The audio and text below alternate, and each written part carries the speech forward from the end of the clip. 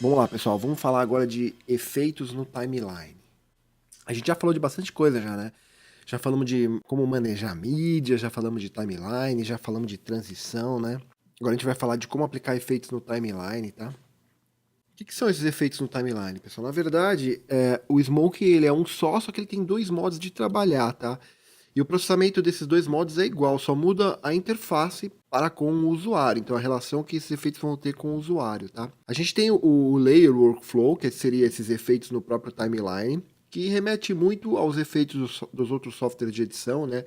O modo de construção tal, e de lógica, né? Que eu digo. E remete também ao After Effects, então é aqueles efeitos que você vai pondo em layers, em camadas, né?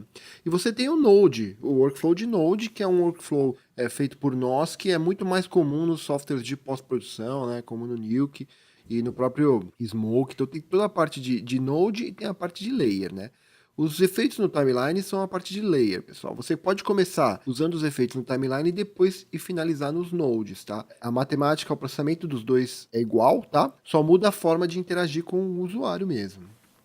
O que são esses efeitos de timeline, pessoal? É o que a gente mais conhece dos outros softwares de edição, né? São os efeitos que você vai aplicando ali direto, clique e arraste, vai aplicando direto no timeline, nos seus vídeos separados, né? Não chega a ser os efeitos de pós-produção, que você tem os nodes que você começa a empilhar um monte de efeito um no outro, amarrar um monte de efeito no outro. Então, são esses efeitos que você vai jogando em cima dos caras, né? Como é que eu ativo esses efeitos, pessoal? Tem dois modos. Um eu posso vir aqui, ó, no botão de efeito, então seleciono o cara que eu quero por efeito, tá? Que vai ser essa montanha-russa branca aí. Clico no botão de effects aqui, eu tenho todos os efeitos de timeline. Uma coisa que já dá para notar, pessoal, ele está com o resize aplicado, ele está com o efeito de escala aplicado. Por quê? Porque fatalmente, ó, vamos olhar um pouquinho a nossa barra de efeitos aqui, ela funciona da esquerda para a direita, tá? Então você tem um pipeline de efeito aqui.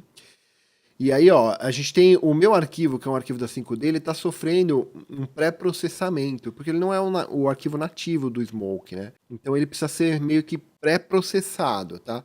E nesse pré-processo ele recebeu um resize de tamanho. Tá? Não tem nada errado aqui, pessoal. É só porque, dependendo da mídia que você trouxer, talvez tenha ou não esse resize. Vamos voltar aqui então. Eu clico nos effects, pessoal, e eu posso ligar o botãozinho do efeito que eu quero. Digamos que eu queira pôr um blur nesse cara, tá? Eu venho aqui, clico no blur, ele já foi aplicado. Então, se a gente pensar aqui da esquerda para a direita, pessoal, seria bem os efeitos do Premiere, sabe, de cima para baixo na paleta de efeitos, ou os efeitos do Final mesmo, de cima para baixo na paleta de efeitos, né? Enfim, são aqueles efeitos empilhados, né, no Avid também, né? Enfim. Só que aqui eles são representados da esquerda para a direita, tá? Se eu tiver mais efeitos aplicados, pessoal, se eu vier aqui, opa.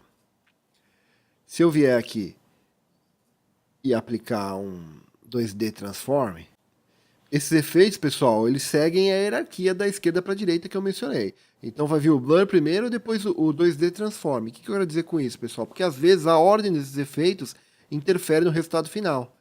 Tá? Então se eu vier aqui e der um Blur, ó. Só que se eu vier aqui e der uma escala, ele está dando o blur primeiro e depois escalonando o resultado, né? Eu posso alterar a ordem. Então, se eu achar que um efeito não está funcionando do modo que eu gostaria, pessoal, é porque fatalmente eles estão fora de ordem, né? Essa hierarquia está mal estruturada. Eu posso clicar nesse carinha aqui e inverter a ordem. Quando eu inverter, ó, vocês podem reparar que a borda também recebeu um desfoque. Por quê? Porque primeiro veio a escala e depois veio o blur. Tá? Vou voltar aqui para a gente ver, ó. Enfim, pessoal, então se algum empilhamento de efeito não está dando o resultado que você espera, é porque fatalmente eles estão mal organizados aqui. Tá? Então você pode inverter essa ordem, né, para ter o efeito que você quer. Para deletar um efeito, pessoal, posso selecionar ele da Delete, como dizer. Eu posso selecionar ele com da direita da Delete, como dizer. Eu tenho um atalho para deletar, que é o Option, e clicar em cima, que também deleta. E como várias outras coisas aqui no Smoke, pessoal, se eu selecionar e jogar aqui para baixo, ele vai virar lixeirinha, né? E vai deletar, tá? Então, basicamente é assim que eu aplico e retiro algum efeito. Todos eles, pessoal, têm esse comp.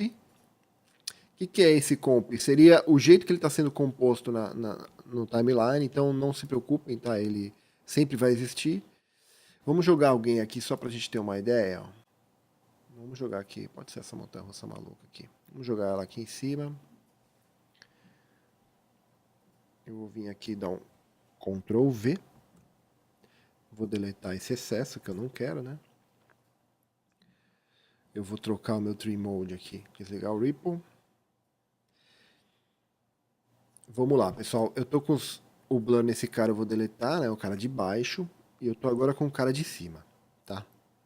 Um atalho para chamar os effects no timeline também, pessoal, é o Ctrl Tab. Se eu der Ctrl Tab, ele vai chamar em cima daquele cara que eu tô selecionado, ó. Vai chamar a palheta, então às vezes é mais fácil você ter o acesso por aqui. Tá? O que é muito comum o pessoal fechar essa janela e ter o acesso por aqui. Por quê, pessoal? Porque a gente pode notar também que esses efeitos, eles são... Essa palheta, né, ela tem somente a base dos efeitos, algumas coisas só do efeito, não tem muita coisa do efeito, né? Se eu der um blur aqui de novo, então, ó, não tenho tantas opções do efeito, né? Se eu quiser manipular o efeito... Aqui eu seriam os controles mais rápidos, tá, pessoal? Para mim já sair mexendo, fuçando, ligando alguma coisa que eu quero, o que eu não quero, tá? Se eu quiser mexer mesmo nas propriedades avançadas de cada efeito, eu tenho que vir no editor. Quando eu vier no editor, pessoal, aí a brincadeira fica mais legal. Aí eu tenho todos os controles aqui, tá? Eu tenho curva de animação desse efeito, enfim, eu tenho muitos outros controles mais avançados que podem me dar resultados mais sofisticados, mais elaborados, tá? Então, lembrando disso, eu tenho o editor, que é onde eu tenho as opções avançadas, e tenho aqui esses ajustes básicos, tá? Que às vezes para o dia a dia, na correria, só esses daqui resolve, pessoal, mas quando você quer algo mais, você vem aqui no editor, tá? E tem sempre as propriedades, vai mudar sempre em relação àquele efeito que você está usando, tá? A palheta vai mudar, as opções vão mudar, mas é dessa forma que se trabalha, tá? Eu posso vir aqui e dar um exit, ou eu posso também apertar o acento no teclado, pessoal, que ele já sai para o meu timeline, tá? Esse atalho é bom memorizar também. Outra coisa importante, pessoal, eu posso ligar ou desligar um efeito para visualizar, só vir aqui na luzinha, né, que é como se fosse o olhinho dele. E aí, pessoal, coisa que eu tenho que levar em conta, tá? Se a gente notar aqui no nosso vídeo, ó, ele tem uma barrinha branca. O que essa barrinha está querendo dizer? Que esse material precisa ser rendido, tá? Só que graças aos avanços tecnológicos e dos processadores e placas de vídeo, o que acontece é que, mesmo esse material precisando ser rendido, eu consigo dar um play tranquilamente nele, tá, pessoal? Mas se isso incomodar alguém de alguma forma, de repente, não sei, em algum momento pode ser que dê drop frame, pode ser que o resultado do play não seja satisfatório, do preview não seja satisfatório, aí o que você tem que fazer, pessoal? Você tem que vir aqui em render, tá? Você vai mandar render, ele vai render.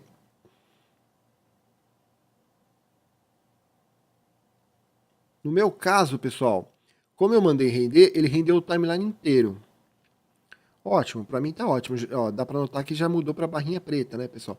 Mas eu tenho opções aqui, ó, de render tudo, né, que foi esse render que eu dei, ou render só o que eu tiver selecionado. Então, se eu tiver com alguma coisa bem pesada, mas o resto tá tranquilo, eu venho aqui e dou um render selection, ele vai render.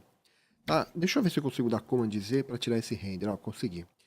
Tem uma outra opção também, pessoal, que é eu vir aqui em Options e ligar esse Cache on Playback. O que é isso? É como se ele desse um render toda vez que eu desse um play, e toda vez que ele precisasse dar um play, ele também usaria o processamento para tentar dar um render, tá? Então a gente consegue ver que tá cheio de bolinha, ó, porque não tá rendido, né? Se eu der um play, pessoal, pausei. Olha o que ele fez. Como a minha máquina é bem bacana, ele conseguiu já, ao mesmo tempo da play, ele já conseguiu render esse material. Tá? Pode ser que na sua máquina ele só renda um pouquinho. Ó, até do próprio navegar o slider, pessoal, ele já vai meio que rendendo, entendeu? Então também é uma opção importante, uma opção interessante aí para deixar ligada, né? De repente, sem perceber, ó, você já vai meio que rendendo todo o seu material. Eu não sei, pessoal, a sensação que eu tenho aqui até agora, até nesse momento, não vou mentir para vocês, eu não senti necessidade nenhuma de render nada. Mas a gente sabe, como qualquer outro software, né? Você começa a empilhar um monte de efeito, aí precisa render. Aqui no timeline está tudo aguentando, tá? Esses efeitos que são os mais comuns do timeline, Ctrl Tab, esses efeitos, né? Correção de cor, uma máscara mais simples, reposicionada, um flip, outro tipo de correção de cor, o action, que é como se fosse o motion, né? O transform do Smoke, a ferramenta de texto, o Time Warp, que é para você mexer no speed, né? Da Fast Motion, Slow Motion, câmera lenta, câmera rápida, né? Enfim, até agora eu não senti necessidade de render, pessoal. Agora, quando você entra no Connect FX, que aí é como se fosse a paleta de pós-produção mesmo, aí é como se fosse a versão pós-produção do Smoke, né? Como se fosse, de repente, você abrir um After, você abrir um Nuke, né? Que é a parte de efeitos. Aí você precisa render, tá, pessoal? Aí começa a ficar mais pesado mesmo, você precisa render. Mas os efeitos do timeline é que eu falei. Vai trabalhando, vai trabalhando. Se sentiu necessidade de render, você põe para render. Se não, se a máquina estiver aguentando, vamos embora. Tá bom, pessoal? Então o que eu sugiro agora? Apliquem esses efeitos, tá? Dê uma brincada neles. Eles são os mais tradicionais aqui, né? Tirando o estéreo, né? Que é pra você filmar em estéreo e editar dois materiais. O do olho esquerdo e do direito, né? De uma vez só. Essas ferramentas são bem comuns, né? O G-Mask é uma máscara. O Color Warp é o que seria para correção de cor secundária, tá? O Color Correction seria para uma correção de cor primária. Então esse aqui você faz uma correção de cor mais genérica, esse aqui você tem seleção de cores, enfim. O Time Warp é o que eu mencionei de mexer no speed, né? O 2D Transform é como se fosse um motion que você consegue escalonar, translacionar, e o Action é como se você tivesse um eixo Z nesse transform, tá? O que eu sugiro? Dá uma brincada nisso tudo e também dá uma entrada no editor de cada um desses efeitos, só dá uma olhada, pessoal. Só para ir desmistificando e reconhecendo mais ou menos os botões, as diferenças entre eles, tá? Acredito que mais pra frente terão vídeos específicos sobre isso. Tá, mas por enquanto já vai dando uma olhada nisso só para entender e ter uma visão geral de tudo. Tá bom? Tudo bem até aqui então, pessoal? Então, só para fechar, vou falar de mais um negocinho importante aqui, ó. Se eu clicar, pessoal, aqui fora, o que, que ele cria? Ele cria gaps, né? Posso até clicar, se eu criar um novo timeline aqui, ó, um novo track, na verdade, eu crio um gap, ó, um buraco, né? O que, que é esse gap, pessoal? No Final Cut X é como se fosse o buraco negro, né? O preto mesmo. No Premiere ele cria buracos mesmo, né? Mas você pode criar, de repente, um adjustment layer, que ele chama lá, né? No Premiere, né? É bem comum esse adjustment layer, pessoal. O que, que é? Eu posso aplicar efeito nesse buraco vazio. Então, quando eu selecionar aqui a pista vazia, vier aqui em Effects, e aí clicar de repente no Blur. Quando eu der um Blur, pessoal, quem está recebendo esse efeito então é o Gap, tá? E todo mundo que estiver abaixo dele vai receber esse efeito. É o famoso Adjustment Layer, né? Ó, se eu descer o ponto, o Focus Point aqui, ó, o que ele vai fazer? Você vai mostrar desse cara para baixo, e aí vai voltar ao normal. Quando subir aqui para cima, né? Poxa, Nani, mas eu não quero em todo mundo. Normalmente a gente quer em todo mundo, né? Faz uma correção de cor, não sei, alguma coisa assim. E aí continua editando e já vendo com a correção de cor, né? Isso é bem legal. Mas, poxa, Nani, eu só quero nesse cara aqui, não quero um gap gigante, né, pessoal? A gente trata o gap como se fosse um vídeo qualquer. Você pode vir aqui e cortar. Ou, pessoal, o nosso, como a gente já sabe, né? O Ctrl V, né? Que picota, né? O Ctrl V, posso vir aqui, ó, cortando o gap, criar vários mini gaps, né? Tá, então usar o gap também como adjustment layer, tá? Como um cara só para receber os efeitos. Tá bom, pessoal? Tudo bem até aqui? Então vamos embora que tá esquentando aí, tá? Tá cada vez melhor. Valeu, até a próxima.